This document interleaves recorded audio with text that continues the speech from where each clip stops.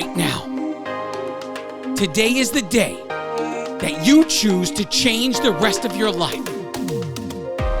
It is time to turn your setback into the greatest comeback story ever told, and nobody is more capable than you.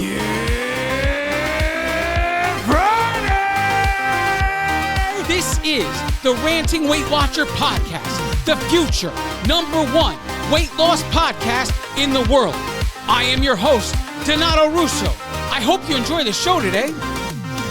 If this is your first time here and you enjoy the show, please subscribe and spread the word of the Ranting Weight Watcher podcast wherever you are and to whomever will listen. If you'd like to connect on social media or wherever else, check out my Linktree page, Linktree/the Ranting Weight Watcher. Let's connect today. Hello, everyone. Welcome to episode 122 of the Ranting Weight Watcher podcast. If this is your first time here, thank you for joining the show. I hope you enjoy it. I also hope you will consider subscribing and sharing the name of the Ranting Weight Watcher with anyone you know who struggles the way that we do on this quest for a healthy lifestyle. And if you're listening on Apple Podcasts, Google Podcasts, Spotify, Pandora, whichever one you're listening on, if you could please consider leaving a 5-star review and maybe a blurb, a little review, a written review about how you feel about the podcast. Anything is appreciated. Thank you so much. Now, I have a special announcement. Next week, episode 123 of the Ranting Weight Watcher is going to feature a special guest. And I also want to say, every month, the goal for 2023 for this podcast is for every month to have at least one episode with a special guest. That is my goal for this year. Next week, we have cognitive behavioral therapist Allison Fortune returning to the show. She was on originally episode 83, and she's returning. We're going to talk about some topics. Now, if you're interested, you can go back to 83, listen to the original. We are not continuing anything by any means, but if you just want to get to know her a little bit, you can go back to that episode, listen, and then tune in for 123 next week. I am excited to have her on the show, first special guest of the new year, and we can go from there. 2023 is going to be a great year for this podcast. I also have an email from a listener. Now, you may remember, if you were here back in October, I had issued a challenge to all of my listeners. And the challenge was for you to go back however many years you were on plan and to look specifically at the final quarter of every year. Take your first weigh-in of October and take your first weigh-in of January and find out what the difference was. Now, I did this to challenge you to see what relaxing on over the holiday season does to a journey. During that time, and we received an email from this same listener, Anne Marie, and she had tremendous amounts of data. She had been on plan with Weight Watchers since 2016. Incredible amount of data that she had. And she noticed a trend that she did not like. And so part of the challenge was not only to find out whether you gained or lost or whatever the case may be over the holiday season, but it was also to find out if you did gain, how long after the new year did it take you to get back to that October weight? And she took that challenge on, and she saw a trend over the most recent 3 years that she did not like. And so when she had wrote to me back in October, she said that she was going to make some changes for this holiday season. And I encouraged her to write to the show after the holiday season was over to let me know how she did. And here we are now. This is her email into the new year from our listener, Anne Marie. Happy New Year, Donato. Here I am, January 6, 2023, and my first weigh-in for the new year.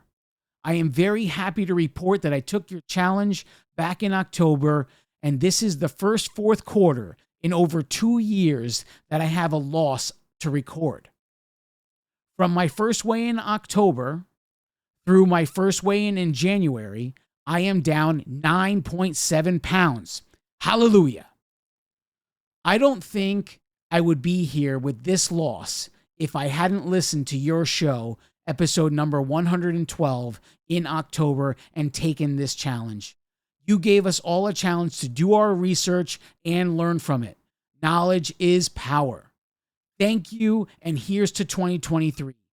Many blessings to you, Anne Marie. How awesome is this email? 9.7 pounds lost because she took a look back however many years. She faced a hard truth that she did not like seeing. She made some adjustments rather than waste time beating herself up for it. And then she moved forward. And now, because of this adjustment, she's down almost 10 pounds. How many of you listening to my voice right now, if I told you I can guarantee you 3 pounds a month for the next 3 months of a loss, if you just make these small adjustments, how many of you would have taken that? I'll bet you every single one of you would. I know I would. Make these adjustments and lose a guaranteed 3 pounds a month for the next 3 months. Yeah, you would. You definitely would. How awesome. God bless you, Anne Marie. I love it. Now, let's get into this. Journey updates. Not a great weekend. Not a great weigh-in this week, guys. We are up 2.4 pounds. You know, it's funny because I was expecting to gain the previous weigh-in. Last week when I lost 1.2, I was expecting a gain that week because I had 2 weeks in a row where I had both the Monday and the Friday off. I got a little extra relaxed on those days because you guys all know that I get relaxed on the weekends. I make choices that are not as healthy as I would Monday through Friday. I track everything. I allow myself to use activity points and weeklies on weekends. It's what I've always done, and it's what I continue to do. But I did get a little loose on the holidays. I had the Friday before Christmas and the Monday after Christmas. I had the Friday before New Year's and the Monday after New Year's off. I was walking around very much like it was a weekend, but technically it was a weekday.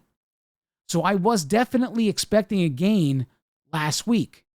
And this goes to show you, we are so trained to believe that whatever we do this week is going to show up on this weigh-in.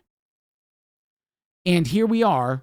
Last week I had a loss in spite of 2 weekends in a row where I got really relaxed over 4 days' time instead of 2 days' time. I had losses both of those. Christmas week and New Year's week, I had losses. Now, if you've been with me any amount of time, you know how I handle gains. I don't make changes to anything I do unless there are 3 gains in a row. And now, here we are. This is 1 gain. We will continue as status quo. The last 2 weekends, when we got really relaxed over a 4-day weekend rather than a 2, I know those are anomalies. I don't have 4-day weekends every weekend. So we keep everything the same, we keep pushing forward, and we move on. I never make changes unless I see 3 gains in a row. It's as simple as that.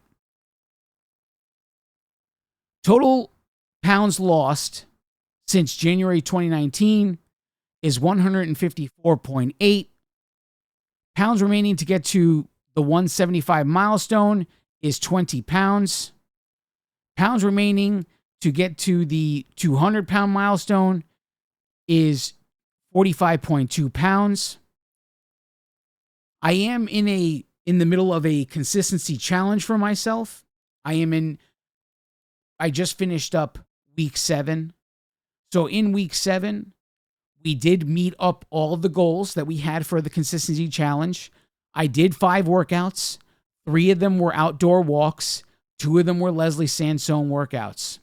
So we met all the requirements for week 7. And yet I still keep this challenge going because it doesn't feel automatic. I still feel like I'm really convincing myself to get up and do things, especially on days where I know I have to do the Leslie Sansone workouts. You know, they end quicker, so you think I would be drawn to them. That being only a 45-minute workout, I would rather do the Leslie Sansone than walk outdoors for an hour and a half. But on the days where I do the Leslie Sansone workouts, I find myself pushing myself way too hard to get going.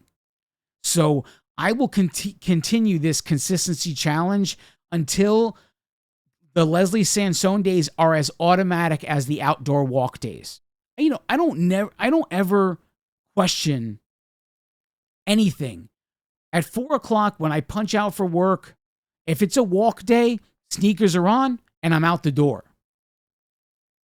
But 4:00 comes on a Leslie Sansone day. Oh, you know what? We could take a rest day today. We can relax, whatever. I mean, I got all kinds of voices going on in my head.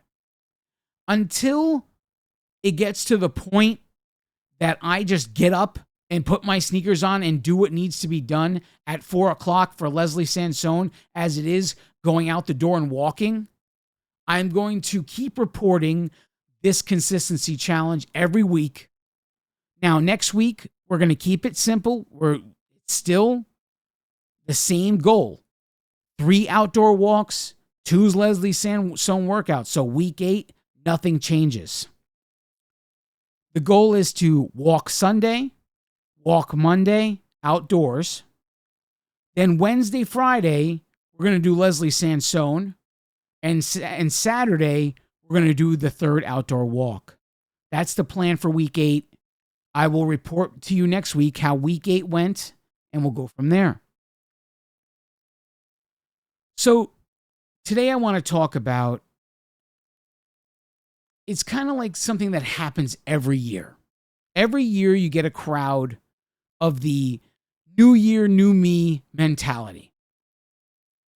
And I'm going to paint a picture, okay? Because I want to create this hypothetical scenario, okay? Because so many times people come in with that new year, new me mentality, and they don't make it to the end of January, okay?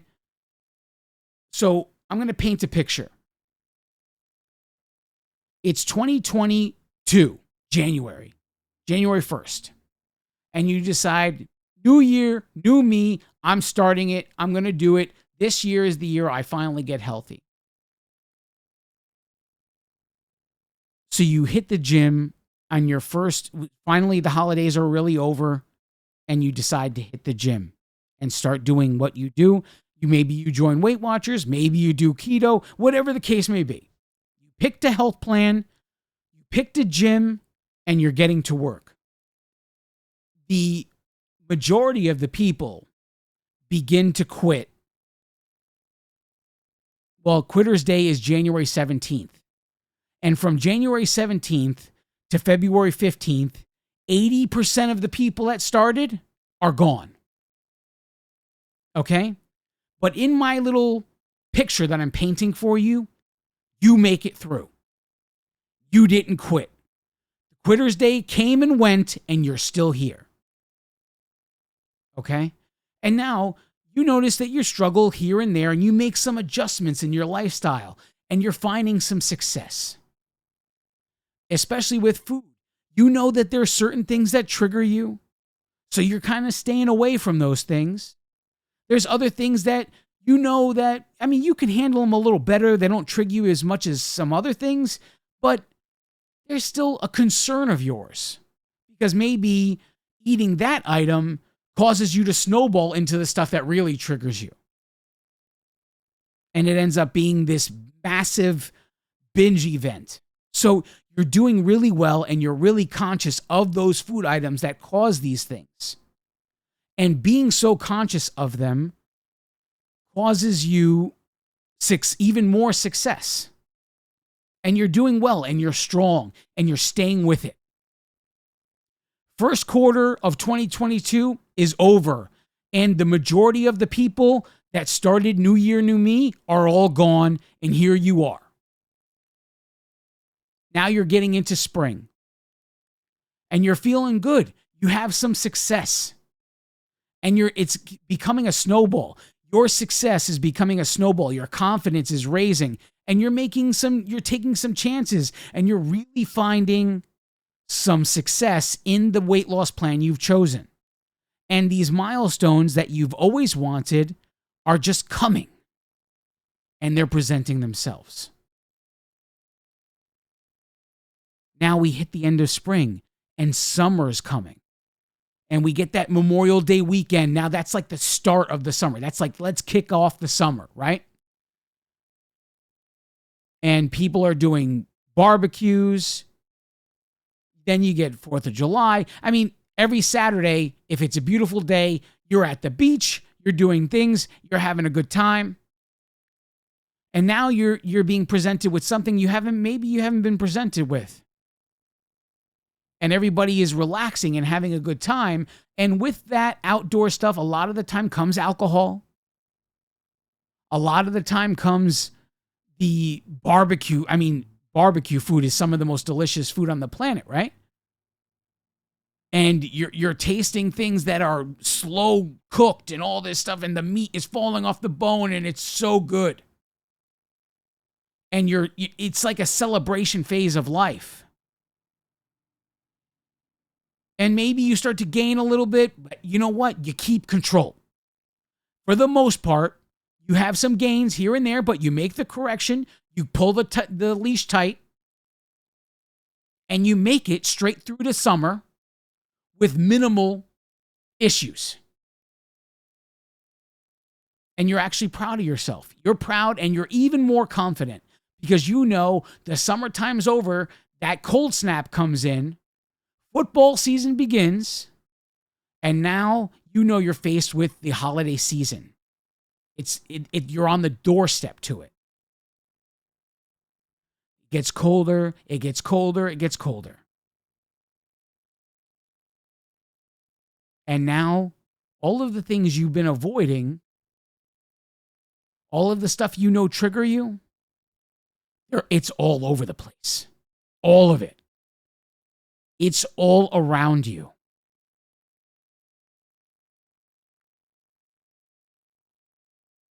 And it's just so often, so in your face, so all around you, you decide to allow it. Where you were doing so well avoiding it before, it has become impossible to avoid. And you now find yourself being okay with having a taste. We're just going to have a taste. No big deal.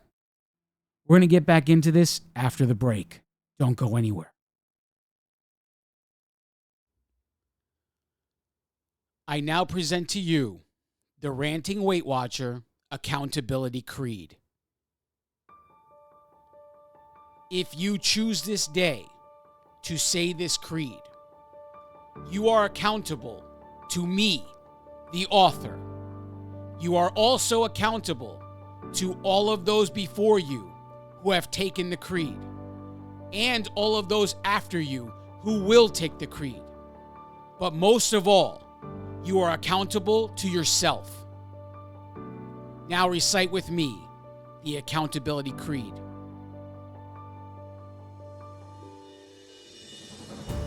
Nothing can stand in my way because I choose to be unstoppable. My challenges crumble in my presence because I choose strength when I am weak. My insecurities have no power over my life because I choose confidence in the face of fear. I own every last one of my mistakes because I choose growth over mediocrity. The mirror and the scale are powerless because I move forward in spite of the result. Circumstances are not obstacles because I see solutions instead of problems. The demons of my past can no longer torment me because I choose to renew my mind daily. All things are possible as long as I believe, because if God is for me, who can be against me?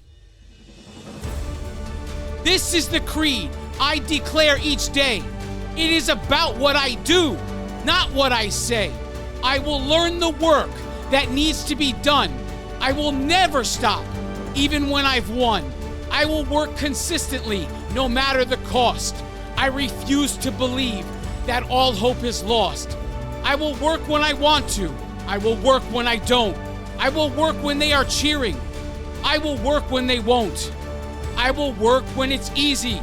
I will work when it's hard. The atonements that I've made are made with no regard. I will work when it's cold. I will work when it's hot, because choices have consequences, justified or not. When I think I know it all, I will start back at one, because regardless of what I think, the work is never done.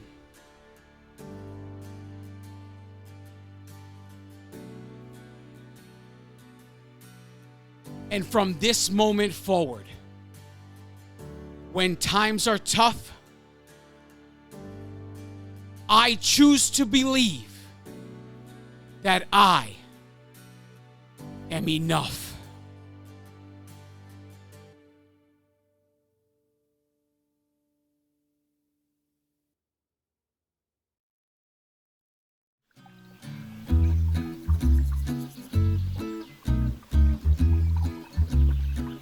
And now it's time for Random Facts You Didn't Know You Needed to Know with the Ranting Weight Watcher.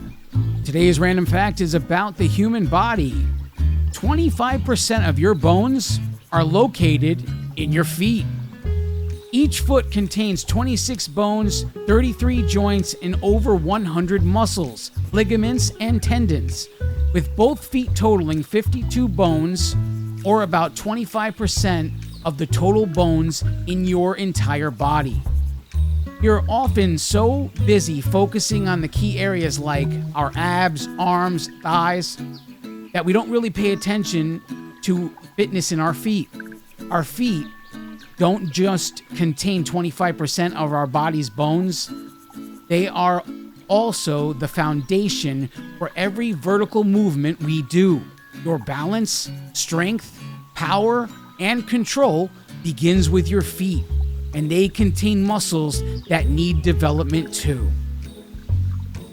If you're wondering why I read that fact today, I decided to create this segment of the show because I have a fear of reading aloud. So I challenge all my listeners to email the show with random facts. It doesn't have to be about health. It could be about anything. Only thing I ask is that you keep it clean. You can email those facts to therantingweightwatcher@gmail.com. And in the subject line, just please put random fact or fun fact or whatever the case, so that I know not to read it up until the moment I'm going to record this segment. Because this one segment is not ever going to be edited, because I want to be able to gauge whether or not my reading aloud is getting better, because I'm trying to turn this podcast into something great, and reading aloud cannot be a fear of mine if this podcast is going to get to the potential that it has. And so, again, in advance, I thank you. Please consider participating in this part of the show. Emails of random facts to therantingweightwatcher@gmail.com. Now, without any further delay, let's get back to the show. And we are back. Thanks for sticking with me. So in the beginning of this, I painted a picture for you. And I did all of that because I really want to talk about the aftermath of when things that trigger us come back into our life. Some of you may not like I'm doing this. The truth is the truth. A lot of us here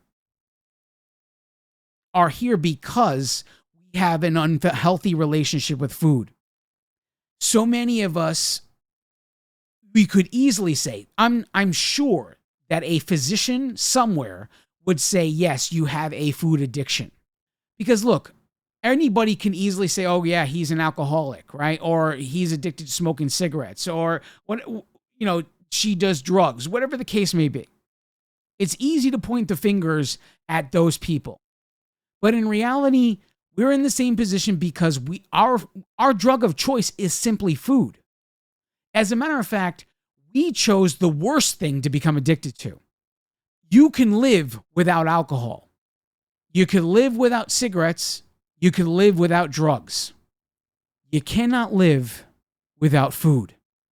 So we picked the worst possible thing to become addicted to. What I want to talk about now is just like any one of those, if you're an alcoholic and you go a period of time without taking a drink and you decide that you're in some kind of social scenario and it's okay in this moment, how many out there would say that this one decision ended up being the snowflake that caused the avalanche?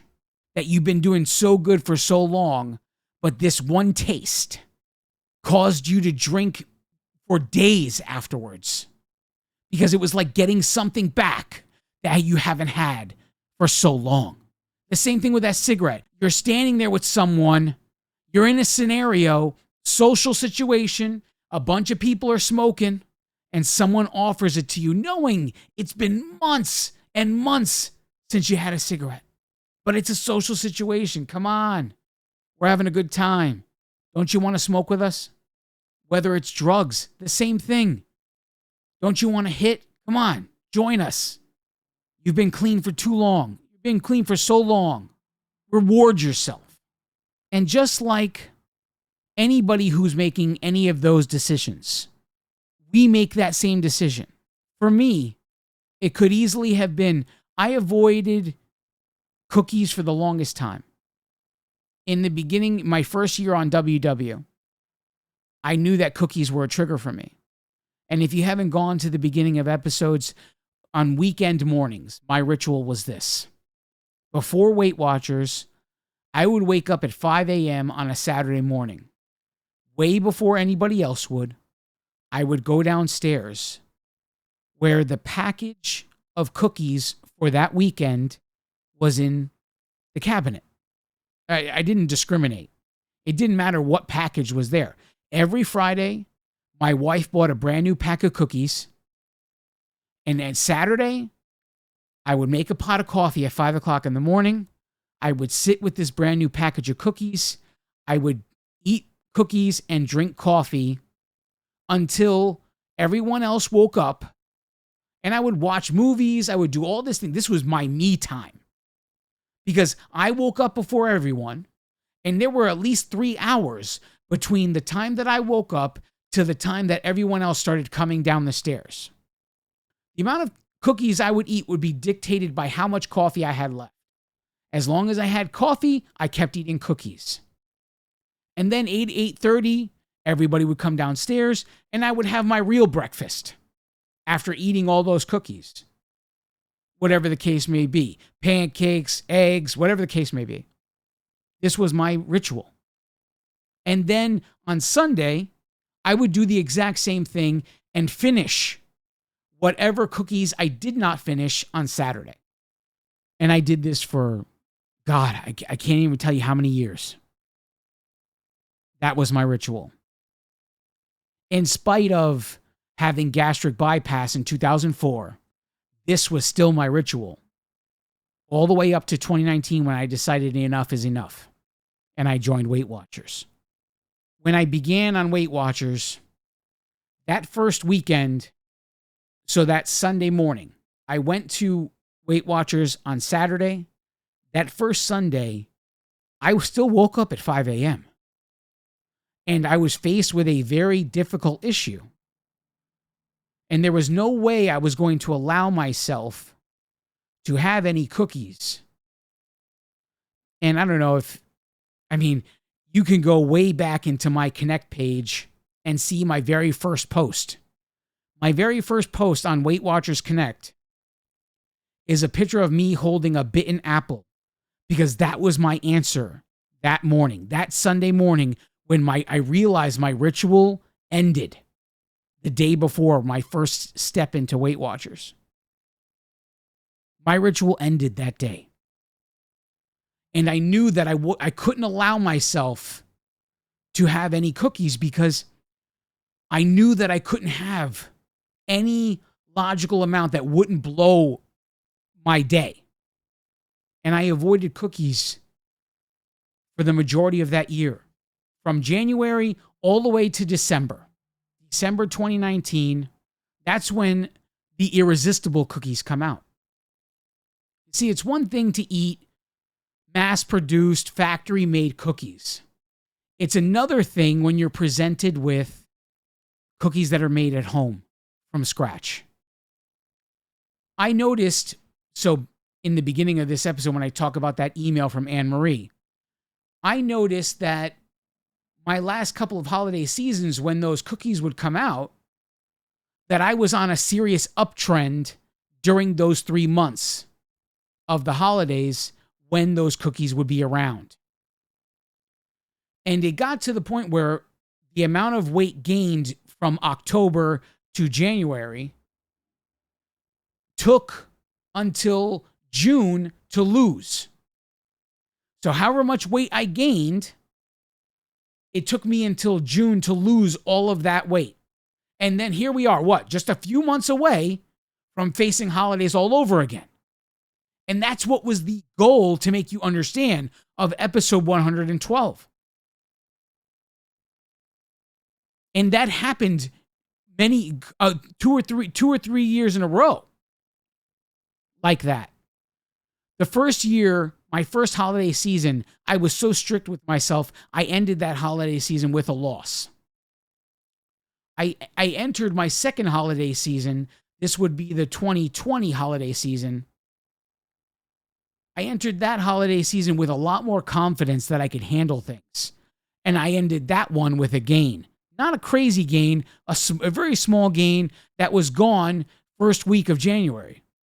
So the next holiday season, which would be 2021 holiday season, I relaxed even more. And that weight gain was the one that took me till June to lose. So when this one came, this holiday season, I went back to that. I got in touch with the version of me from 2019. And I got faced with a gain, a 3.5 pound gain the week before Thanksgiving, and a 3.5 pound gain the week of Thanksgiving. Totaling, the actual total gain was 6.6 pounds. And I was barely into Christmas at that point. The Christmas cookies weren't even made yet.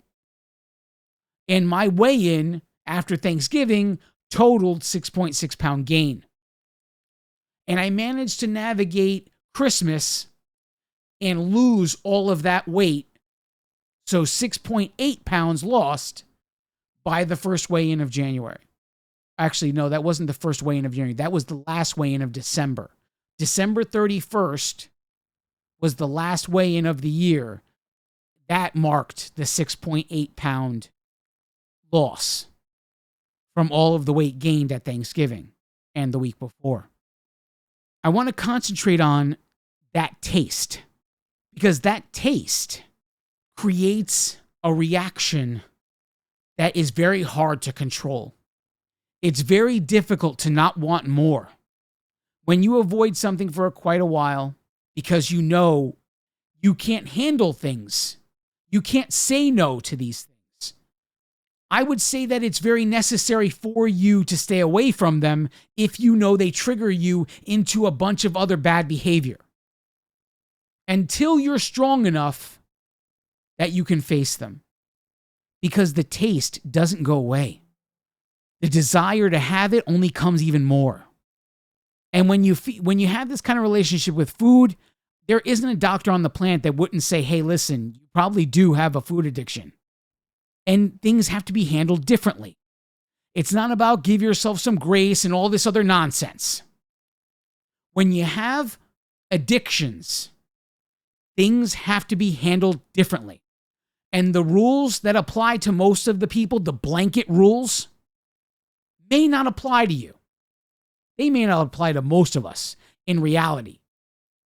Because I'm sure that the majority of us, a doctor could say, yeah, you do have a food addiction here that you should take care of.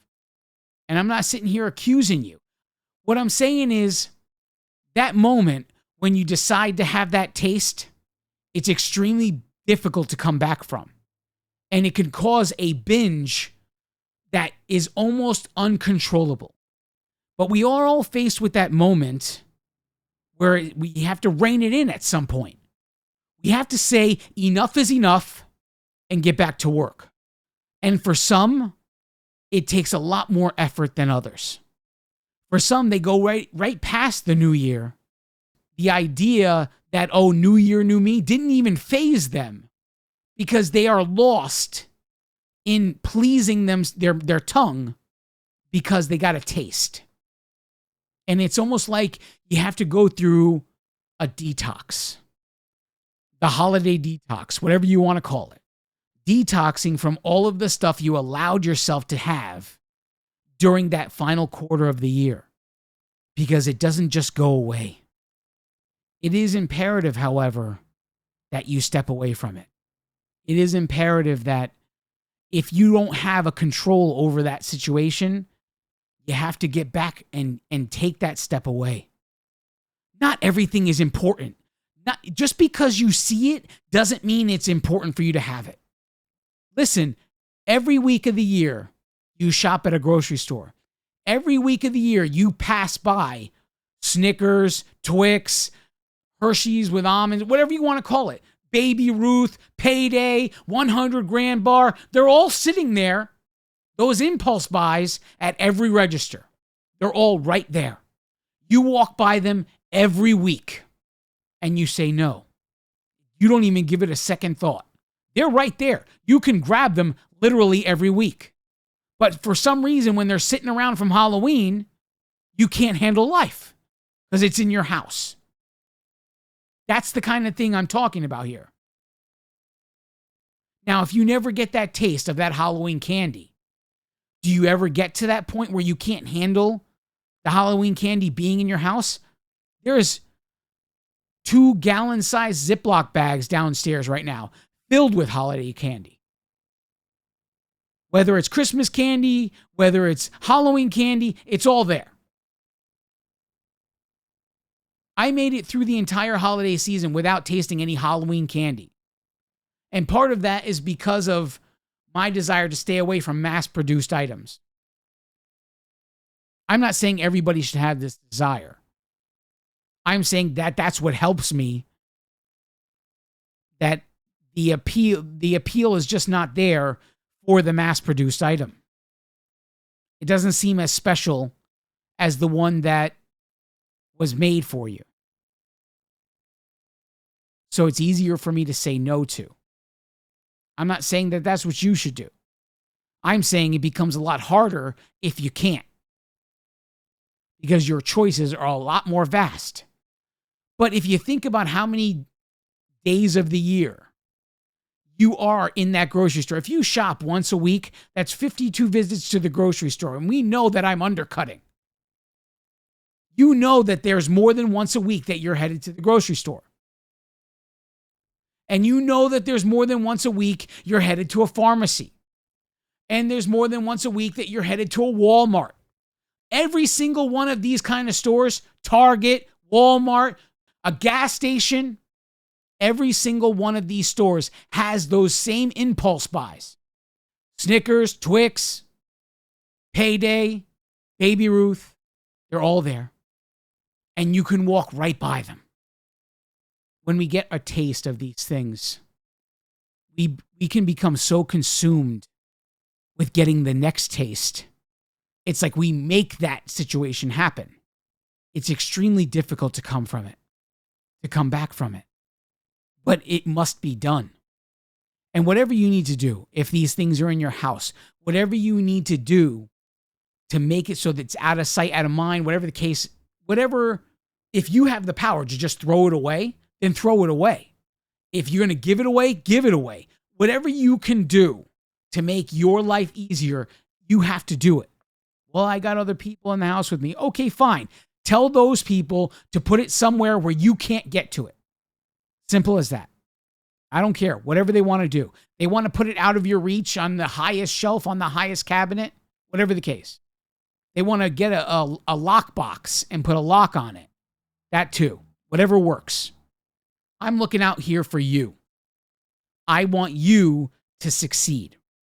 And if these things are like that to you, if you got that taste and you don't know how to come back, it's only going to get worse. It's not going to get better. You're just not going to stop craving these things, especially if every time you crave them, you allow yourself to have them. There has to come the discipline to say no. And it all starts with one time. Your ability to say no to these items starts with you saying no once. Getting back to basics is probably going to be the most difficult thing for you to do. But this holiday detox is completely necessary for you to get back on track. Now, you may be sitting here saying, Don, this doesn't apply to me. It simply doesn't. Let me ask you something. If you were standing next to me and I'm stressed out, dealing with some crap, and I say, oh my God, I just need a cigarette. Or if I could just have a drink right now, would you think that simply me saying this would be a tell that maybe I am addicted to one of those items? We live in a world where vocabulary means so much. And we've created so many different ways of saying something, and people think it means less. They value certain words, and they don't like other words because they're more blunt, and they are more upfront about confronting what the actual problem is. You can say, when someone says, oh, I need a cigarette, oh, I need a drink, that they are addicted to those things. Yet, in the same state, if you don't say anything and you open the door to the fridge, you're not addicted to food. You're an emotional eater.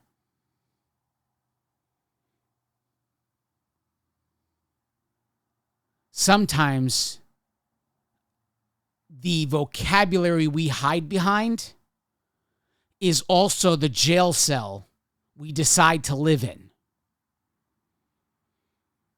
The majority of the chains that stop you from getting to where you want to be were put on by you.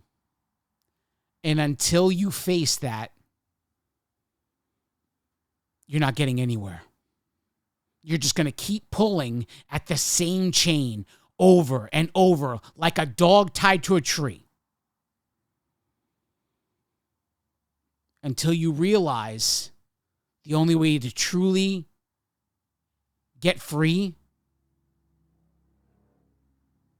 is to deal with what you've been avoiding all of this time because of even something as simple as vocabulary. you're going to stay right where you are. It's time to deal with the things that have been holding us back our entire lives. You think that you've been in this position over and over and over again just because you simply don't have the willpower? No. You've been in the same position over and over again, number one, because you're doing things the same way over and over and over again. And one of the things that you're doing is avoiding the core problem. And I'm telling you, if you're ever going to break free, it's time to face the core problem.